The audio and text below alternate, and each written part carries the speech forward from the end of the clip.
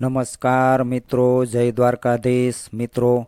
આજની આ પારિવારિક કહાની બહેનો, માતાઓ, વડીલો, નાના મોટા સૌને સમજવા લાયક અને કંઈક બોધ લઈ શકાય એવી આ કહાની છે। તો મારી સૌને વિનંતી છે કે આ કહાનીના અંત સુધી જરૂરથી જોડાયેલા રહેજો અને પસંદ આવે તો વિડીયોને લાઈક, શેર અને ચેનલને સબસ્ક્રાઈબ જરૂરથી કરજો।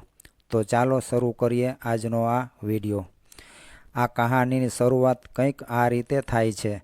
અહેમદાબાદ એરપોર્ટ ઉપર જ્યારે એક સફાઈ કર્મચારી સફાઈ કરી રહ્યો હતો ત્યારે તેણે જોયું કે એક વૃદ્ધ મહિલા ઘણા સમયથી એક જ જગ્યાએ બેઠેલા હતા અને તે વારંવાર આજુબાજુ જોઈ રહ્યા હતા, પરંતુ ન તો તેને કોઈ લેવા આવ્યું હતું કે ના તો તેમની સાથે કોઈને જોયા હતા।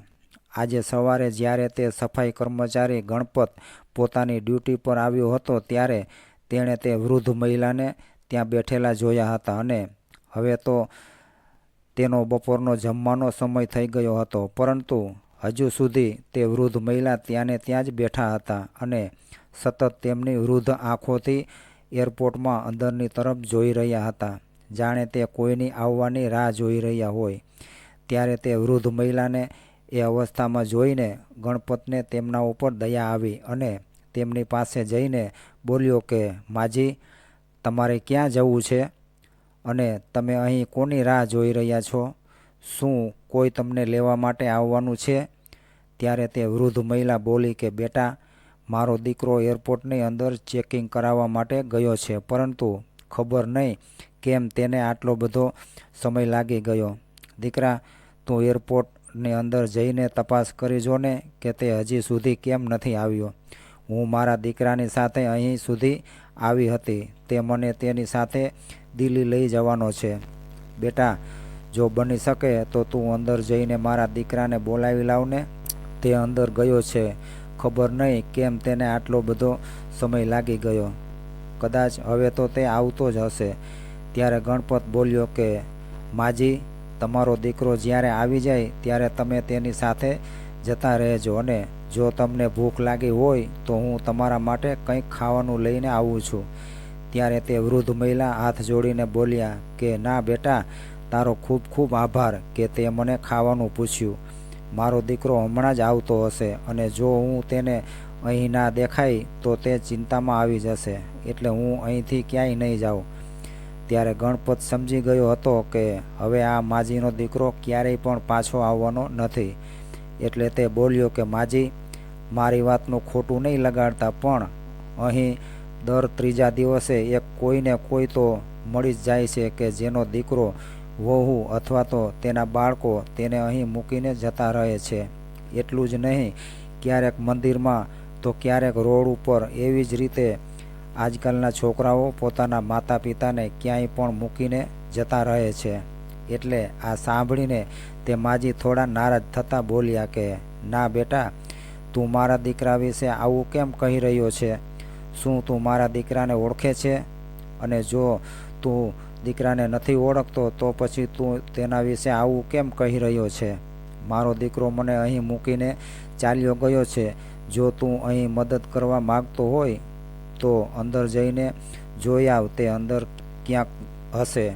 એટલે ગણપત એરપોર્ટની અંદર જોઈને આવ્યો અને આવીને બોલ્યો કે જોયું ને માજી, મેં તમને પહેલાં જ કહ્યું હતું કે તમારો દીકરો અંદર ક્યાંય નથી। આ સાંભળીને તે વૃદ્ધ મહિલા થોડા પરેશાન થઈ ગયા, તેમ છતાં પણ પોતાની જાતને સંભાળીને તેઓ બોલ્યા, કાંઈ વાંધો નહીં બેટા, બની શકે કે મારા દીકરાને કંઈક કામ આવી ગયું હશે, તે થોડીવાર પછી આવી જશે। એટલે ગણપત પણ પાછો પોતાના કામ પર લાગી ગયો। હવે ધીરે ધીરે સાંજ ઢળવા આવી હતી અને ગણપત પોતાના ઘરે જવાની તૈયારીમાં હતો। અંધારું પણ થવા લાગ્યું હતું અને એરપોર્ટ ઉપર લાઇટો પણ ચાલુ થઈ ગઈ હતી। શિયાળો હોવાથી સાંજના સમયે થોડી ઠંડી પણ લાગવા લાગી હતી। ત્યારે પેલા વૃદ્ધ મહિલા ટાઢથી પોતાનું શરીર ઢાંકવાની કોશિશ કરી રહ્યા હતા અને ગણપત એક સારો માણસ હતો, તેથી તેણે પોતાના ઘરે જતી વખતે ફરી તે વૃદ્ધ મહિલા પાસે આવીને કહ્યું કે માજી, તમારા ઘરના સરનામાની તમને ખબર છે? ત્યારે તે વૃદ્ધ માજી બોલ્યા કે બેટા, મારું નામ શાંતિબેન છે અને હું મારા દીકરા સાથે અહીં આવી હતી. તે થોડા દિવસો પહેલાં જ મને ગામડેથી અહીં શહેરમાં પોતાની પાસે લઈને આવ્યો હતો અને હવે દિલ્હીમાં એની બદલી થઈ છે, એટલે તે મને પોતાની સાથે દિલ્હી લઈ જવાનો હતો.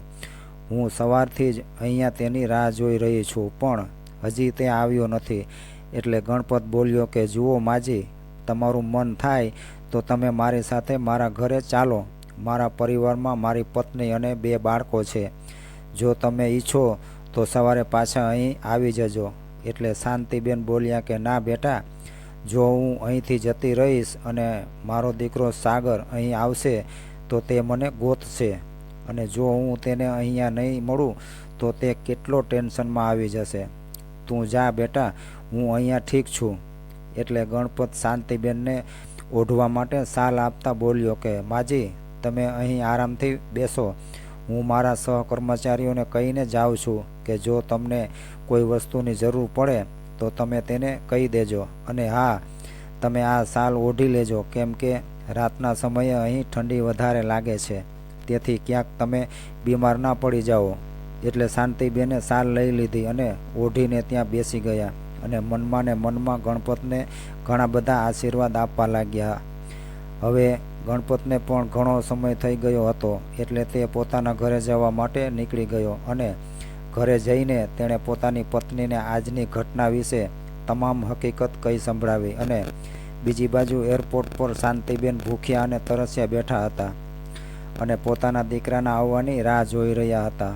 ઠંડીમાં ઠૂંઠવાઈને તેમણે આવી રીતે જ આખી રાત વિતાવી હતી અને હવે તો તેઓ ખૂબ જ ચિંતા કરી રહ્યા હતા, કારણ કે આ શહેરમાં તેઓ પોતાના દીકરા સિવાય બીજા કોઈને પણ ઓળખતા ન હતા. અને એક ગણપત જ હતો જેણે તેમને મદદ કરી હતી, પણ હવે તે પણ અહીં હતો નહીં. તે વૃદ્ધ મહિલા બિચારા આખી રાત ઠંડીમાં આમ જ બેઠા રહ્યા. બીજા દિવસે સવારે જ્યારે ગણપત પાછો પોતાના કામ પર આવ્યો તો તેણે જોયું કે શાંતિબેન હજુ સુધી ત્યાં જ બેઠેલા હતા. એટલે ગણપત આવતા વેત સૌથી પહેલાં તેમને પૂછ્યું કે માજી, હજી સુધી તમારો દીકરો આવ્યો નથી? એટલે રડતા રડતા શાંતિબેન બોલ્યા કે ના બેટા, ખબર નહીં મારો દીકરો ક્યાં જતો રહ્યો છે. ત્યારે ગણપતે તેમને પાણી પીવડાવીને શાંત કર્યા અને પછી બોલ્યો કે માજી, મેં તમને નહોતું કહ્યું, પરંતુ તમે કાલે મારી વાત માનવા બિલકુલ તૈયાર ન હતા. માજી, તમે માનો કે ના માનો, તમારો દીકરો તમને અહીં મૂકીને હંમેશા માટે જતો રહ્યો છે અને હવે તમને લેવા માટે તે ક્યારેય પાછો નહીં આવે. ત્યારે આ સાંભળતા શાંતિબેન જોર જોરથી રડવા લાગ્યા. તેમની આવી હાલત જોઈને ગણપતને તેમના ઉપર દયા આવી, પરંતુ ત્યારે તેણે તેમને કંઈ કહ્યું નહીં અને તે વિચારવા લાગ્યો કે હવે કદાચ આ માજી પોતાના કોઈ ઓળખીતાની પાસે કે પછી પોતાના ઘરે પાછા જતા રહે છે એવું વિચારીને ગણપત પોતાનું કામ કરવા લાગ્યો અને શાંતિબેન ત્યાં જ ઓટલા પર બેઠા રહ્યા. તેઓ ત્યાં બેઠા હતા, એને અડધો કલાક જેવું થયું હશે, ત્યારે અચાનક તે બેન્ચ ઉપરથી પડી ગયા. એટલે આજુબાજુના બધા લોકો ત્યાં જમા થઈ ગયા. લોકોની ભીડ જોઈને ગણપત પણ ત્યાં આવ્યો. એટલી વારમાં એરપોર્ટના અન્ય કર્મચારીઓ પણ ત્યાં એકત્રિત થઈ ગયા. ગણપતે આવીને જોયું તો શાંતિબેન નીચે જમીન ઉપર પડી ગયા હતા. આ જોઈને તે થોડો ગભરાઈ ગયો. પછી તેને તરત જ ઉપાડ્યા અને બેન્ચ ઉપર સુવડાવ્યા. એટલી વારમાં એરપોર્ટના અન્ય કર્મચારી પણ એક ડૉક્ટરને લઈને ત્યાં આવ્યા અને તપાસ કરતાં ખબર પડી કે નબળાઈના કારણે તેઓ બેભાન થઈ ગયા છે. પાણીના છાંટા મારીને તેમને ભાનમાં લઈ આવ્યા. પછી બધા પોતપોતાના કામ પર લાગી ગયા અને ગણપતે તેમને કહ્યું કે માજી, ડૉક્ટરે કહ્યું છે કે તમે નબળાઈના કારણે તમે બેભાન થઈ ગયા હતા. શું તમે કાલથી કંઈ ખાધું નથી? ત્યારે શાંતિબેને પોતાનું માથું હલાવતા કહ્યું કે ના બેટા, હું તો અહીં મારા દીકરાના ભરોસે જ બેઠી હતી. મને શું ખબર હતી કે એ મારી સાથે આવું કરશે. મારી પાસે 1 રૂપિયો પણ નથી, તો હું કઈ રીતે ખરીદીને ખાઈ શકું? ત્યારે ગણપતને તેમની હાલત પર વધારે દયા આવી. પછી તે બોલ્યો કે તમે મારી સાથે ચાલો, પહેલાં કંઈ ખાઈ લ્યો, પછી વાત કરજો. ગણપત શાંતિબેનને લઈને ત્યાં જ એક કેન્ટીનમાં પહોંચ્યો અને તેણે તેમના માટે ખાવાનું મંગાવ્યું. પછી ગણપત બોલ્યો કે માજી, તમે ક્યાં સુધી અહીંયા તમારા દીકરાની આવવાની રાહ જોઈને બેઠા રહેશો? હવે જ્યારે તમને ખબર પડી જ ગઈ છે કે તમારો દીકરો હવે તમને લેવા પાછો નહીં આવે, તો તમે તમારા ઘરે પાછા કેમ નથી જતા રહેતા? ત્યારે શાંતિબેન બોલ્યા કે બેટા, હું જાઉં તો પણ ક્યાં જાઉં? મારા દીકરાએ મને કોઈ લાયક નથી રહેવા દીધી. બેટા, દિલ્હી જતાં પહેલાં મારો દીકરો જ્યારે મને લેવા માટે ગામડે આવ્યો હતો, ત્યારે તેણે મને કહ્યું હતું કે બા, હવે હું તમને હંમેશા માટે પોતાની સાથે લઈ જવા આવ્યો છું. ચાલો મારી સાથે, અને હવે આપણે અહીં પાછા ક્યારેય નહીં આવીએ. એટલે આ ઘરને વેચી નાખીએ. તેણે મારી મરજી વિરુદ્ધ મારું ઘર પણ વેચી નાખ્યું. હવે મારી પાસે રસ્તા ઉપર રહેવા સિવાય બીજો કોઈ સહારો નથી. એટલું કહેતા તો તે જોર જોરથી રડવા લાગ્યા. તેમની આવી દશા જોઈને ગણપતને ખૂબ જ દુઃખ થયું, પરંતુ તે કરી પણ શું શકવાનો હતો? બિચારો તે પોતે પણ એક નાનકડી એવી નોકરી કરીને પોતાના પરિવારનું પાલન પોષણ કરી રહ્યો હતો, એટલે તે કંઈ કહી ના શક્યો. એણે ત્યારે શાંતિબેનને શાંત કરાવ્યા અને જમવાનું બિલ આપીને ત્યાંથી ચાલ્યો ગયો. સાંજે જ્યારે તે પોતાના કામ પરથી ઘરે પાછો જઈ રહ્યો હતો, ત્યારે તેણે જોયું કે એરપોર્ટની બહાર ફૂટપાથ ઉપર અંધારામાં કોઈક માજી જેવા બેઠા હતા, અને તેમની આજુબાજુમાં કૂતરાઓ ભસી રહ્યા હતા, અને કૂતરાથી બચવા માટે ત્યાં પડેલા પથ્થર ઉપાડીને તેમને ડરાવવાની કોશિશ કરી રહ્યા હતા, અને એ જ કારણે તે કૂતરા વધારે ને વધારે ભસી રહ્યા હતા, જેનો અવાજ સાંભળીને આસપાસના બીજા કૂતરા પણ દોડીને ત્યાં આવી ગયા હતા, અને તે વૃદ્ધ મહિલા બિચારી તેમને ભગાડવાની કોશિશ કરી રહી હતી, અને ધીમા ધીમા પગલે પાછા હટી રહ્યા હતા. ત્યારે ગણપતે ત્યાં લાગેલી એક સ્ટ્રીટ લાઇટના પ્રકાશમાં જઈને જોયું, તો તેને ખબર પડી કે તે વૃદ્ધ મહિલા બીજું કોઈ નહીં પરંતુ શાંતિબેન જ હતા.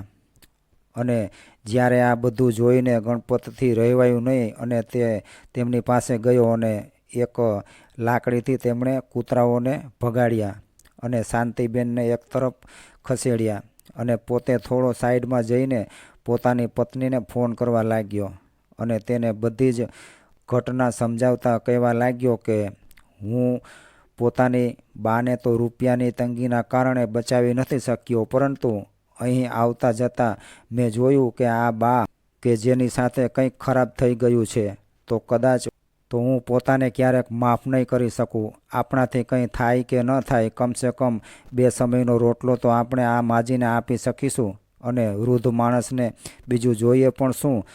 જો તું કહે તો આમને મારી સાથે આપણા ઘરે લઈ આવું.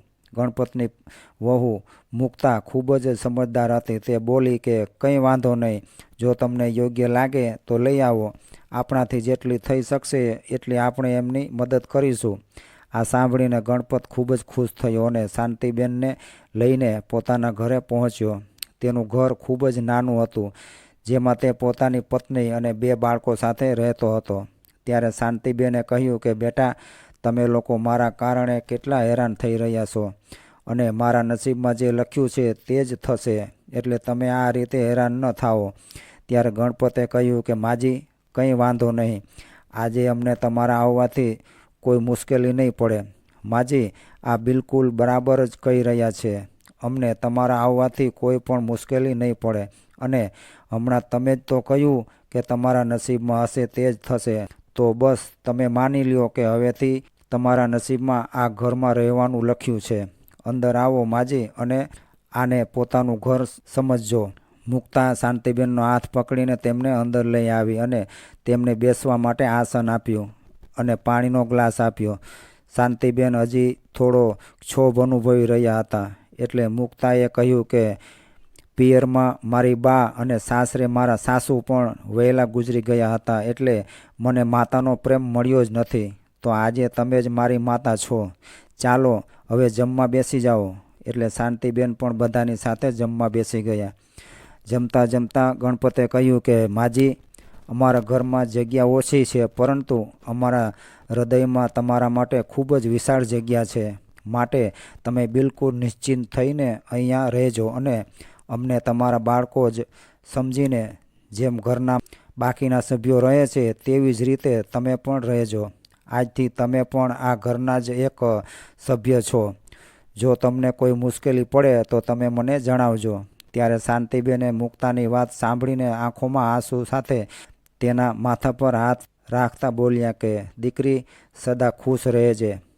ઉંમરના જે પડાવમાં મને મારા પોતાના દીકરાએ ઠોકર મારી દીધી, પરંતુ તમે બંનેએ મારા મુશ્કેલ સમયમાં મારો સાથ આપ્યો છે. આજ પછી તમે જ મારા દીકરા અને વહુ છો.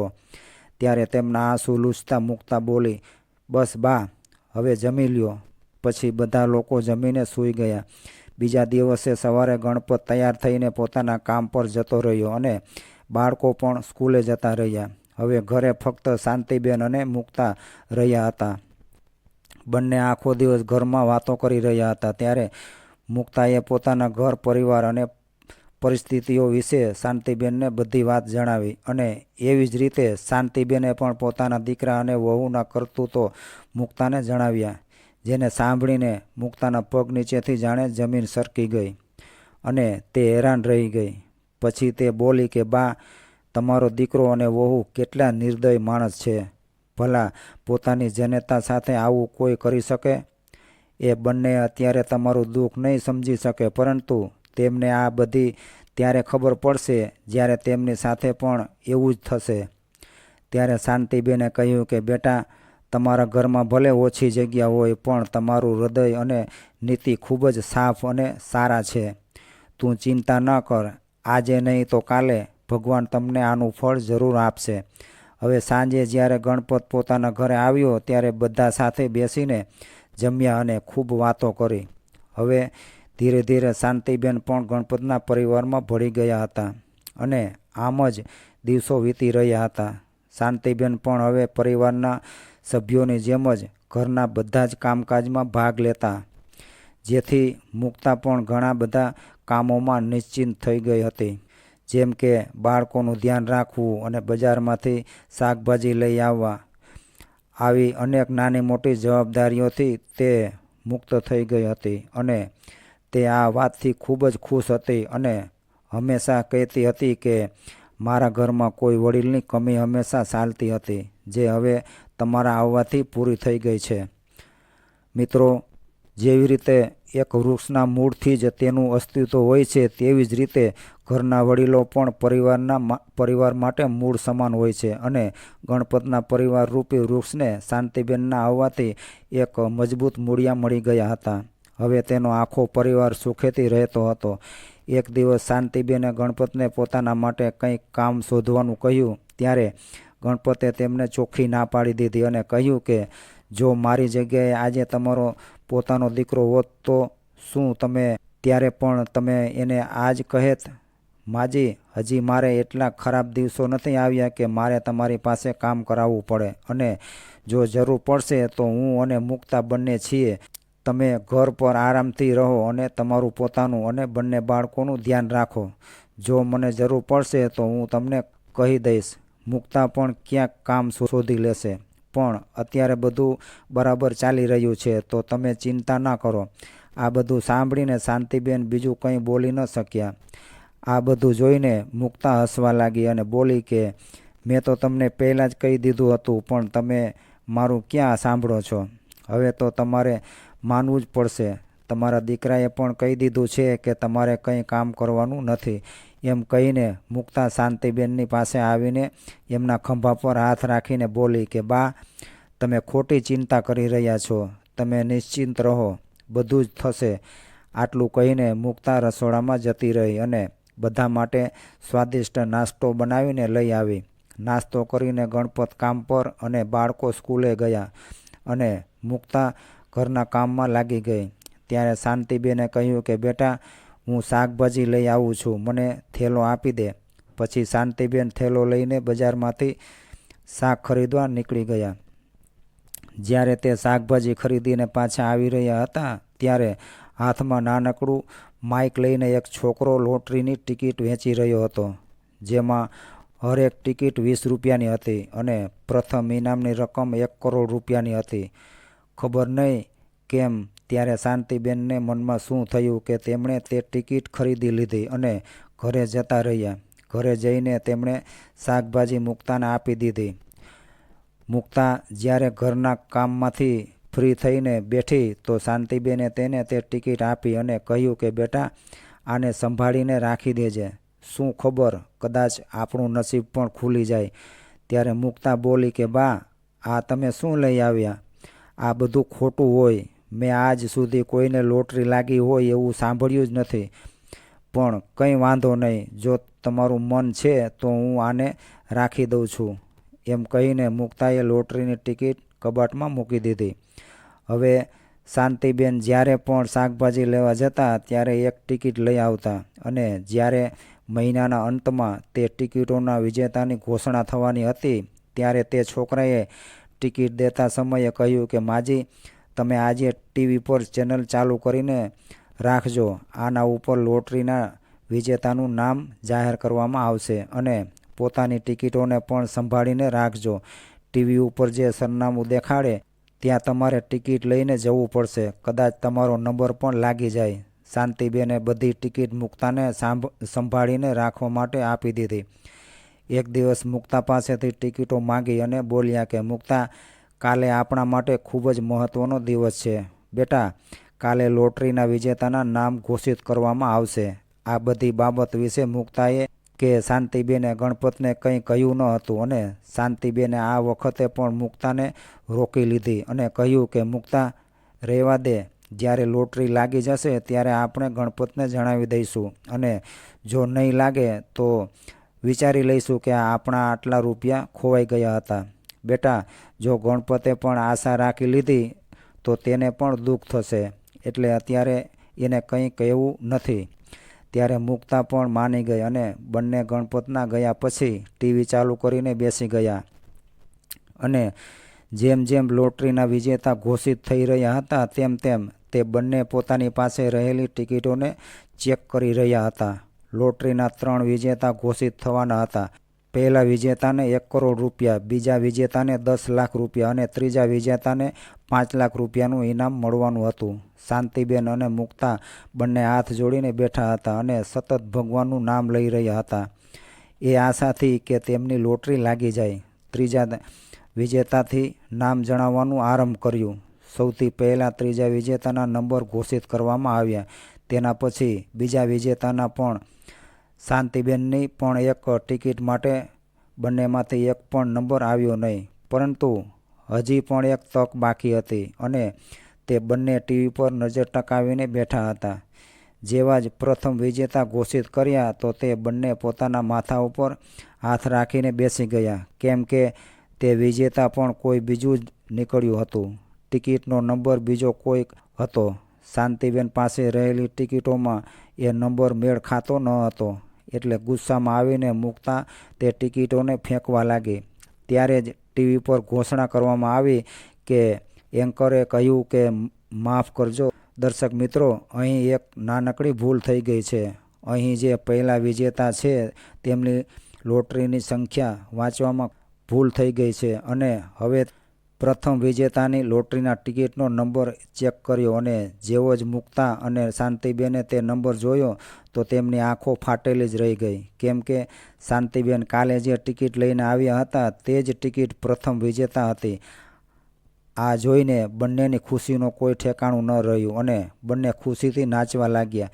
ત્યારે જ અચાનક ગણપત ઘરે આવી ગયો. તે પોતાના કંઈક જરૂરી કાગળ ઘરે ભૂલી ગયો હતો. તે લેવા માટે તે પાછો આવ્યો હતો. તેણે પોતાની બા અને પત્નીને આટલા ખુશ જોયા તો તે હસીને બોલ્યો કે અરે વાહ, શું વાત છે, આજે તો તમે બંને ખૂબ જ ખુશ છો. શું મળી ગયું હતું તમને બંનેને કે આટલા બધા ખુશ છો? ત્યારે મુક્તાએ તેને કહ્યું કે હવે તમારે આ નાનકડી એવી નોકરી કરવાની કોઈ જરૂર નથી. હવે બધું સારું થઈ જશે. ત્યારે ગણપતે તેને કહ્યું કે આ તું શું કહી રહી છો મુક્તા? તું ગાંડી તો થઈ ગઈ છે કે શું? એટલે શાંતિબેન હસીને બોલ્યા, અરે બેટા, જો તું સાંભળીશ તો તું પણ ખુશીના કારણે ગાંડો થઈ જઈશ. એટલે ગણપતે પૂછ્યું કે આખરે એવું શું થયું છે, કહો તો ખરા.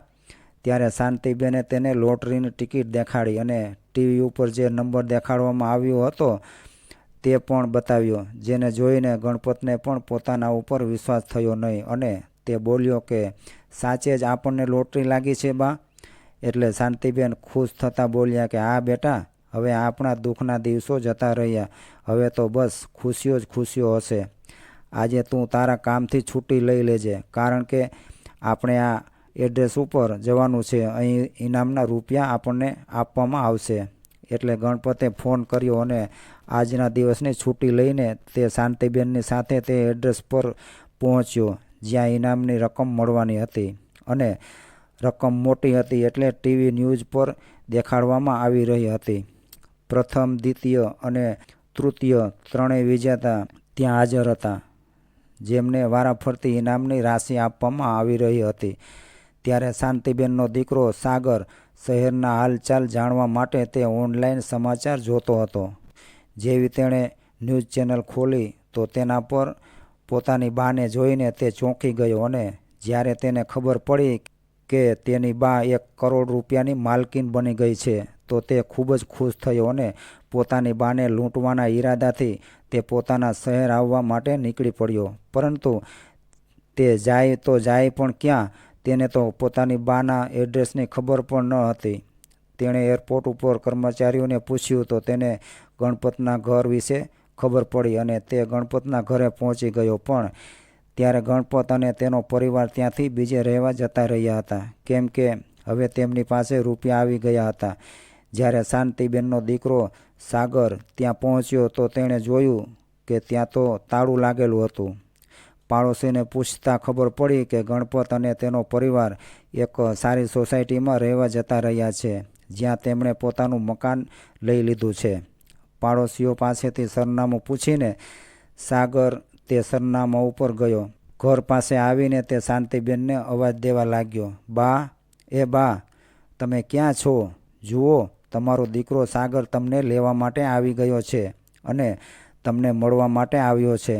કેટલા બધા દિવસ થઈ ગયા તમને નથી મળ્યો એને. હું તો ક્યારનો રાહ જોઈ રહ્યો હતો તમને મળવા માટે. ત્યારે એનો અવાજ સાંભળીને શાંતિબેન બહાર આવ્યા. શાંતિબેનને જોઈને સાગર તેમને ગળે મળવા આગળ વધ્યો. ત્યાં તો શાંતિબેને તેને ધક્કો મારીને તેનાથી દૂર હડસેલી દીધો અને ગણપતને અવાજ દીધો. એટલે ગણપત પોતાના રૂમમાંથી દોડતો બહાર આવ્યો અને બોલ્યો કે શું થયું બા, તમે કેમ રાડ પાડી? તમે ઠીક તો છો ને? ત્યારે શાંતિબેને સાગર તરફ આંગળી ચીંધીને કહ્યું કે ગણપત, આ નાલાયકને આ ઘરમાંથી બહાર કાઢ, મારે આનું મોઢું પણ નથી જોવું. ત્યારે ગણપત કંઈ સમજી શક્યો નહીં. ત્યારે સાગર ફરી બા કરતો શાંતિબેનના પગમાં પડી ગયો. ત્યારે ગણપત સમજી ગયો હતો કે આ શાંતિબેનનો દીકરો જ છે. એટલે ગણપત તેને ઊભો કરતા બોલ્યો, તો તું છે એ નાલાયક દીકરો કે જેણે પોતાની માને એરપોર્ટ પર રઝળતી મૂકી દીધી હતી, જેણે એ પણ ન વિચાર્યું કે તે ક્યાં જાશે, ક્યાં રહેશે, શું ખાશે, પોતાનું જીવન કેવી રીતે જીવશે, જેને તે જીવતે જીવતા મરેલા સમજી લીધા હતા. આજે અચાનક તને તારી બા કેમ યાદ આવી? તારા જેવા હરામીઓને તો હું ખૂબ જ સારી રીતે ઓળખું છું અને તું અહીં કયા ઈરાદે આવ્યો છે એ પણ હું સારી રીતે જાણું છું. નીકળ જા અહીંથી, નહીંતર તને મારીને અહીંથી ભગાવવામાં આવશે. સાગરને ધક્કો મારતા કહ્યું. એટલે સાગર પોતાના હાથની નસ પર ચાકુ રાખતા બોલ્યો કે બા, જો તમે મને માફ નહીં કરો તો હું પોતાનો જીવ લઈ લઈશ. તેને આવી રીતે જોઈને શાંતિબેન બોલ્યા કે તારા જેવો સ્વાર્થી ક્યારેય પણ પોતાનો જીવ ન લઈ શકે, ફક્ત બીજાનો જ જીવ લઈ શકે. હું તને સારી રીતે ઓળખું છું કે તું આ બધું નાટક શું કામ કરી રહ્યો છે. ત્યારે સાગરે પોતાના ગળા પર ચાકુ રાખીને કહ્યું કે બા, હું તમારો જ દીકરો છું અને હવે તમારી સાથે જ રહીશ. અને જો તમે આ વાત નહીં માનો તો હું પોતાને મારીને તમને બધાને પોતાની હત્યામાં ફસાવી દઈશ અને મને પણ પોતાની સાથે રાખી લો, અથવા તો મને ઇનામના રૂપિયા આપી દો, એટલે હું અહીંથી જતો રહીશ. આ સાંભળીને ગણપતે જેવો તેને ધક્કો દેવા માટે હાથ આગળ વધાર્યો એવો જ તેણે ગણપતનો હાથ ખેંચીને તેના ગળા પર ચાકુ રાખી દીધું અને શાંતિબેનને ધમકી આપવા લાગ્યો કે જો તમે મને ઇનામના રૂપિયા નહીં આપો તો હું આને મારી નાખીશ. ત્યારે શાંતિબેન ગણપતનો જીવ જોખમમાં જોઈને ગભરાઈ ગયા અને બોલ્યા કે ના, મારા દીકરાને કંઈ નહીં કરતો. જેટલી પણ રકમ બચી છે તે હું તને આપવા તૈયાર છું. ત્યારે ઉપર ઊભેલી મુક્તા આ બધું જોઈ રહી હતી, જેના પર સાગરનું બિલકુલ ધ્યાન ન હતું. ત્યારે મુક્તાએ સમય સૂચકતા વાપરીને પોલીસને ફોન કરી દીધો અને બધી જ ઘટનાની જાણકારી આપી દીધી. બીજી બાજુ શાંતિબેને ગણપતનો જીવ બચાવવા માટે મુક્તાને અવાજ દીધો અને કહ્યું કે બેટા, ઘરમાં જેટલા પણ રૂપિયા અને દાગીના છે એ બધા થેલામાં ભરીને લઈ આવ, અને મારા દીકરાના જીવથી વધારે વહાલું બીજું કંઈ જ નથી. ત્યારે આ બધું જોઈને સાગર પોતાના ચહેરા પર શૈતાની મુસ્કુરાહટ લઈને બોલ્યો, અરે વાહ, ખૂબ જ પ્રેમ છે મા દીકરા વચ્ચે. સગા દીકરાથી આટલી નફરત અને આ પારકાથી આટલો બધો પ્રેમ. ત્યારે શાંતિબેન બોલ્યા કે દીકરા, આ બધું તારા કર્મોના કારણે છે. જરૂરી નથી કે પોતાનું લોહી છે તો તે જ સગો દીકરો હોય, તે જ તમારું ધ્યાન રાખશે. તે તો મને મારવા માટે છોડી દીધી હતી. એ વખતે મારો આ જ દીકરો હતો જેણે મારો હાથ ઝાલ્યો હતો.